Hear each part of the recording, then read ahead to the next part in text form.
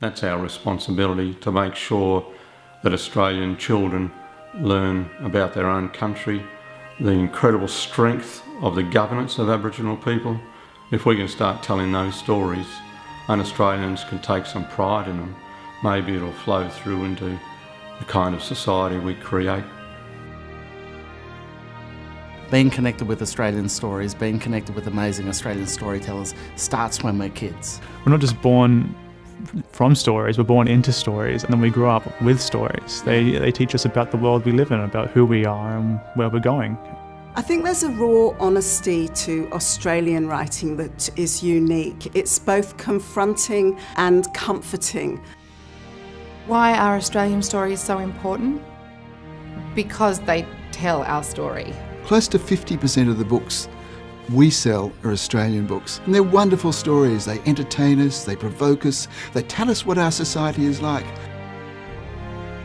All cultures and all societies are defined by their art, which is why Australian books are so important. It's why Australian stories are so important.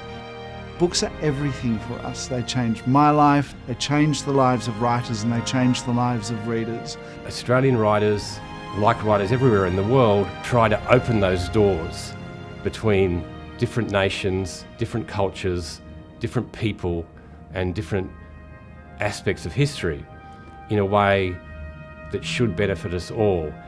We need them.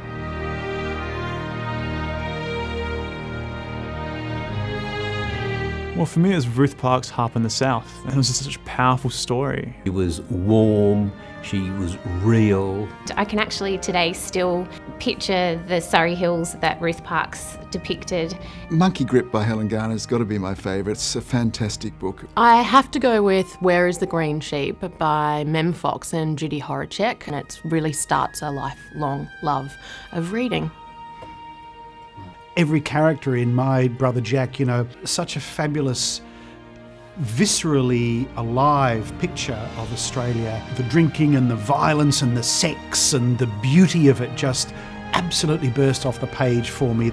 Sally Morgan's My Place took me into the Indigenous Australian world in a way that I should have been before, I should have understood before, and it opened my mind up. The Margaret Fulton original cookbook, this was one of the very first books I was given when I left home. I've now got 46,000 odd cookbooks. Marcus Clarke's For the Turn of His Natural Life. Here's this book which is obsessed by notions of crime, punishment, incarceration, imprisonment. Literature makes memory permanent. It finds ways for us to recover the past, not in ways which are consoling for us, but in ways which are very confronting. The Middle Parts of Fortune, no less than Ernest Hemingway, said it was the greatest novel ever written about World War I. Peter Carey's The True History of the Kelly Gang. Robert Hughes' The Fatal Shore. The Thornbirds, which in 1977 was published and went on to sell 13 million copies over the next 20 years. I think it was remarkable because it showed that an Australian story and an Australian setting, and it would capture the imaginations of a global audience. Tomorrow When the War Began by John Marsden. I mean, that was groundbreaking to me. Miles Franklin's My Brilliant Career.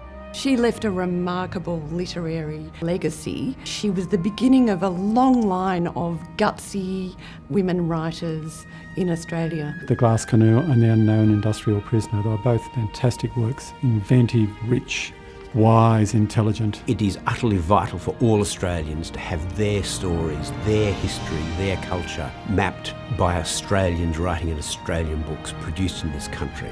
You feel like there are ways to understand what's going on around you. As booksellers, I think that really we're matchmakers. We're not sellers of anything. We are just connecting people with the right books. It's just about community, isn't it?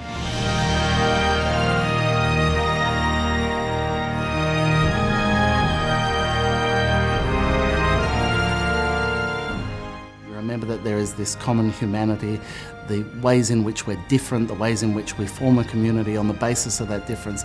Those Australian stories are the really exciting ones, and it's through our storytellers, it's through our literary sector that we tell them best of all. We'd be lost without them.